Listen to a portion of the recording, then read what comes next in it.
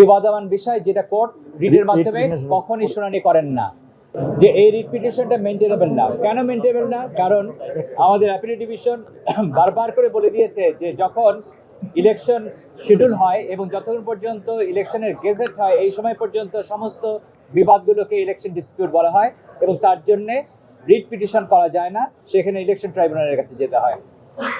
দ্বিতীয়ত যেটা উনি দেখিয়েছেন যে অধ্যাদেশের মাধ্যমে ইতিমধ্যে একটা সংযোজন করা হয়েছে আরপিওতে, যেখানে বিধান রাখা হয়েছে যে এই আইনের অন্য কোনো কোথাও বা অন্য কোনো আইনে যাই বলা থাকুক না কেন, যদি কমিশনের কাছে কোনো তথ্য আসে, কালার এক্সপার্ট, জর্জ স্যাপ এবং মাইল্ড অন হ্যান্ডস টেকনোলজি সমৃদ্ধ অরিক্স ক্রিস্টাল ওয়াশ আপনার লন্ড্রি এক্সপার্ট।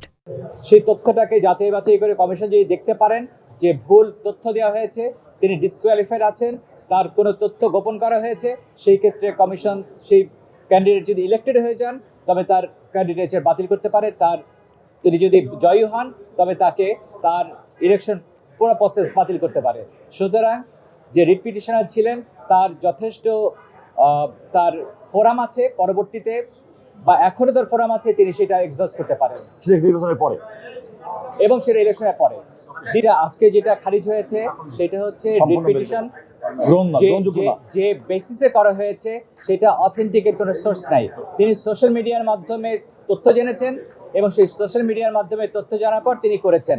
আজকের দিনে এই যে রিট পিটিশনের যে বিষয়বস্তু সেটা ডেঞ্জারাস, কারণ এআই এর মাধ্যমে যে কোনো ফটো, যে কোনো তথ্য এটা সহজে সংগ্রহ করা যায় এবং সেটা একেবারে সত্যির মতো লাগে।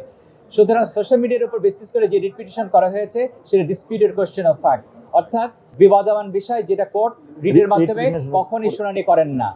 দ্বিতীয়ত হচ্ছে এই রিট পিটিশনটা মেনটেনেবল না, এই কারণেই যে এটা ইলেকশন ডিসপিউট ইলেকশন ট্রাইব্যুনালের কাছে যেতে হবে নির্বাচনের পরে। তৃতীয়ত হচ্ছে যেটা রুল কাজল যেটা দেখিয়েছিলেন যে সংশোধনীটা, যে নির্বাচনের পরে যদি তথ্য আনা হয় তবে নির্বাচন কমিশন যে কোনো প্রসেসকে বাতিল করতে পারে, এমনকি গেজেট হয়ে গেল সেটা বাতিল করতে পারে। সুতরাং রিট পিটিশনের ফোরাম রয়ে গেছে, writ petition is not the correct forum. সুতরাং সমস্ত কিছু বিবেচনা করে হাইকোর্ট মনে করেছেন যে এই পিটিশনটা যথার্থভাবে মেনটেনেবল না এবং সেটা সরাসরিভাবে খারিজ করে দিয়েছে। ওকে।